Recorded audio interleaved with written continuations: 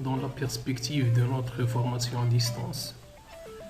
Je viens vers vous aujourd'hui pour vous présenter une petite leçon de grammaire qui s'intitule La voix active et la voix passive.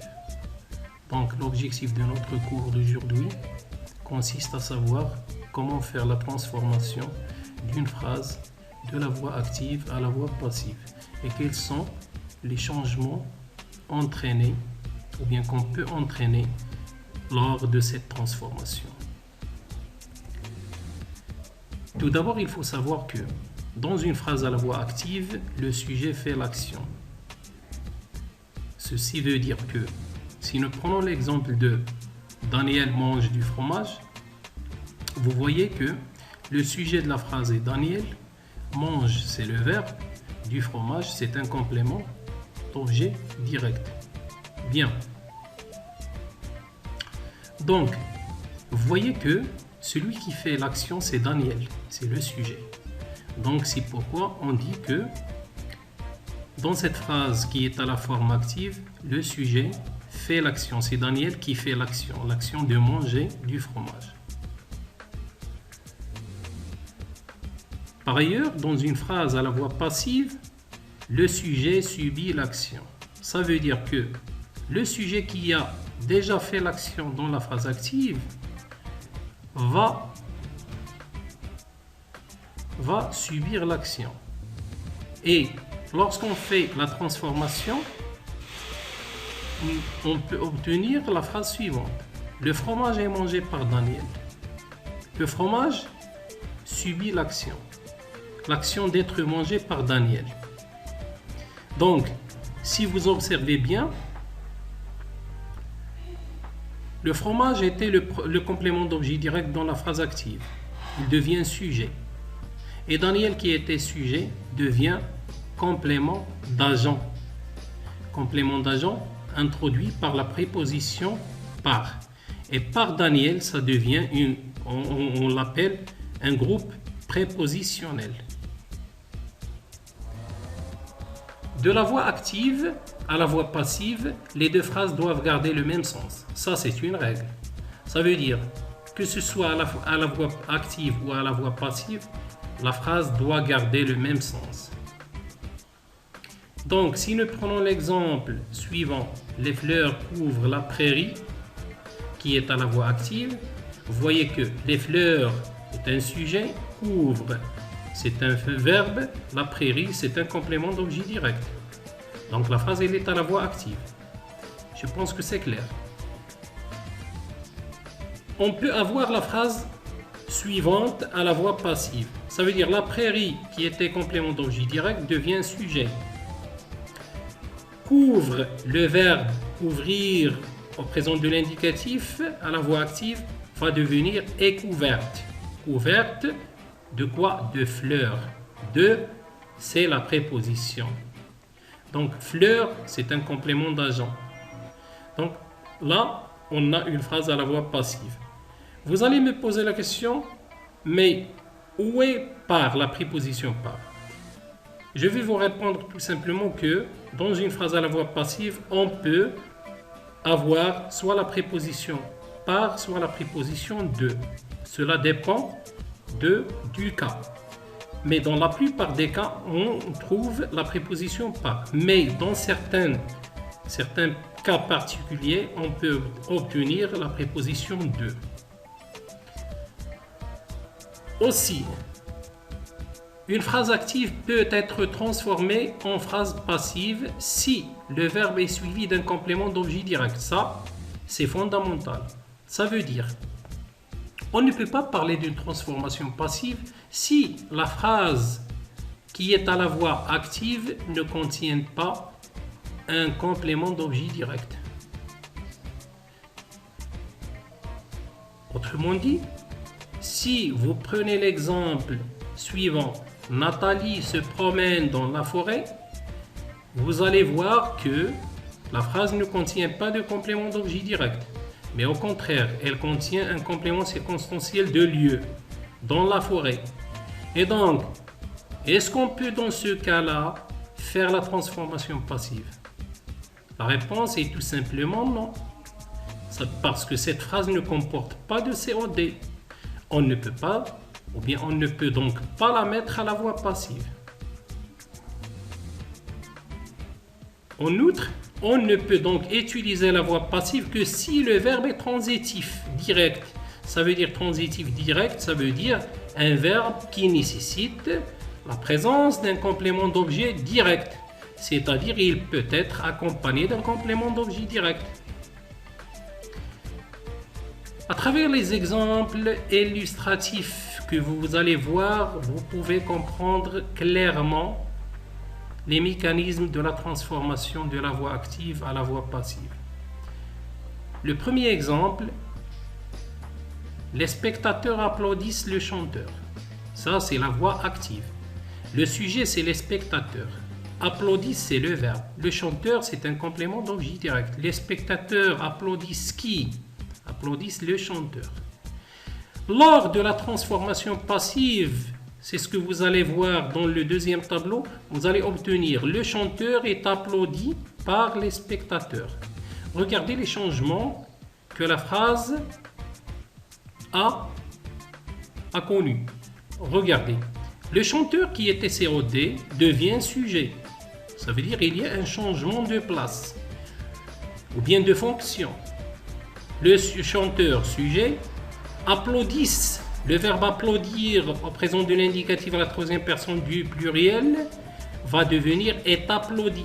Parce que le chanteur, au début, il y avait les spectateurs, c'est le pluriel. Maintenant, on a le chanteur, c'est singulier. Donc, applaudi. Applaudi ici, c'est un participe passé du verbe applaudir, précédé de l'auxiliaire être.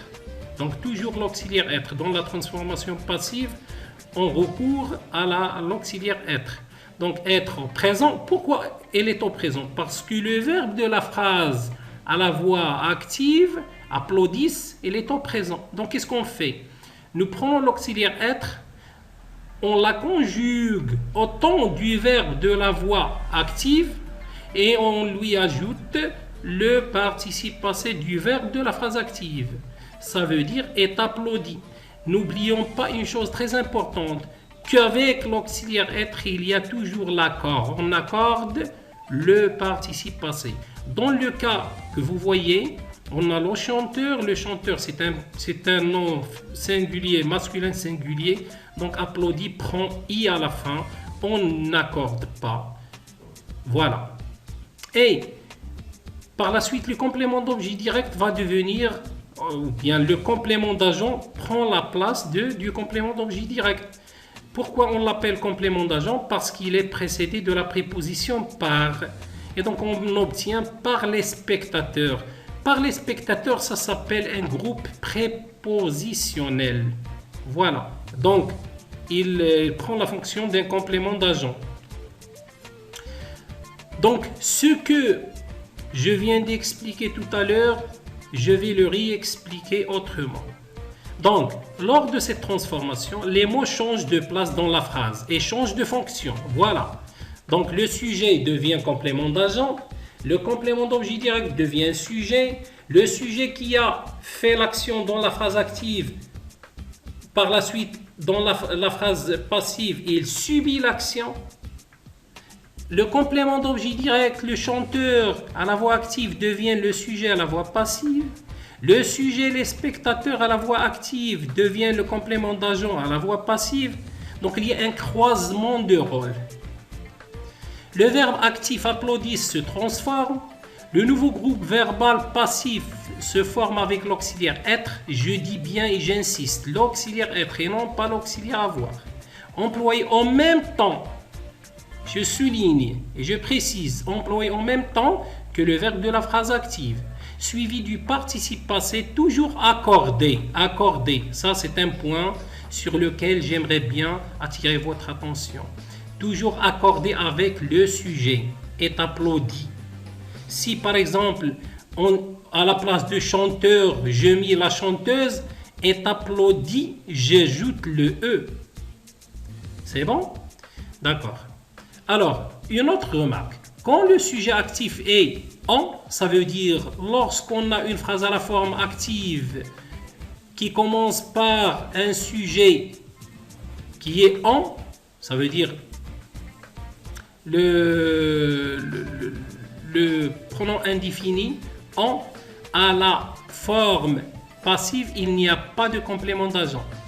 Cela veut dire que si nous prenons par exemple l'exemple on a déposé les bagages à la gare, regardez dans cette phrase active, le sujet c'est en, pronom indéfini. Lors de la transformation, vous voyez que le en ne va pas occuper la fonction d'un complément d'agent. Et donc, dans ce cas-là, pas de complément d'agent. Alors la phrase va être les bagages ont été déposés à la gare. Le on s'efface. Il n'y a pas la préposition par. Ça veut dire le groupe prépositionnel n'existe pas ici. Les bagages ont été déposés à la gare. Vous voyez que les bagages, c'est un nom masculin pluriel. Donc nous avons fait l'accord. Déposer, le participe passé prend un S, la marque du pluriel.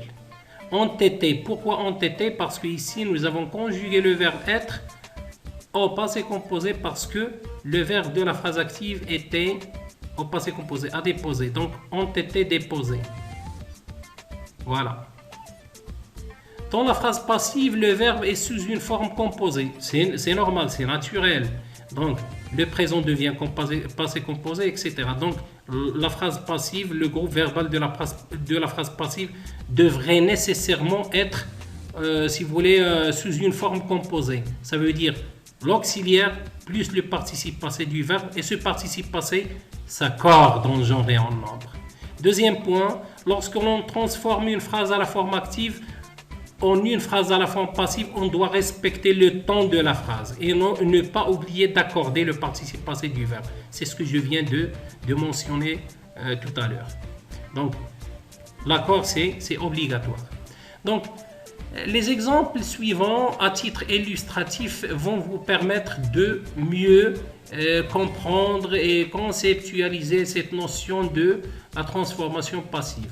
Ça veut dire, lorsqu'on prend le mode indicatif, vous pouvez par exemple avoir comme exemple au présent, les lions mangent des gazelles, sujet, verbe, complément d'objet direct, c'est la voix active. À la voix passive, les gazelles qui étaient complément d'objet direct va devenir sujet.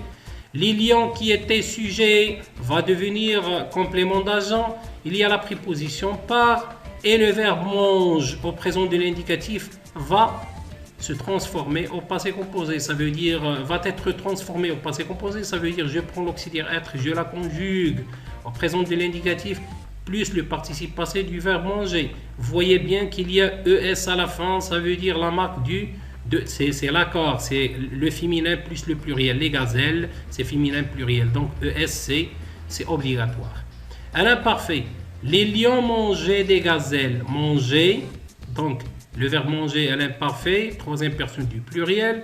Regardez, les lions va devenir sujet, va se transformer en complément d'agent. Des gazelles, la même chose. Donc manger, puisque c'est à l'imparfait, je prends l'auxiliaire être, je le conjugue plutôt à l'imparfait et j'ajoute le participe passé du verbe manger, accordé bien sûr, etc. Le futur simple, les lions mangeront des gazelles, donc les gazelles seront mangées. Toujours, je prends l'auxiliaire être, je le conjugue au futur simple et plus le participe passé du verbe manger, etc. Passé simple, les lions mangèrent des gazelles, donc manger c'est le passé simple, mangèrent. Donc je prends l'auxiliaire être, je le conjugue au passé simple, c'est furent. Manger c'est le participe passé du verbe manger. Ça veut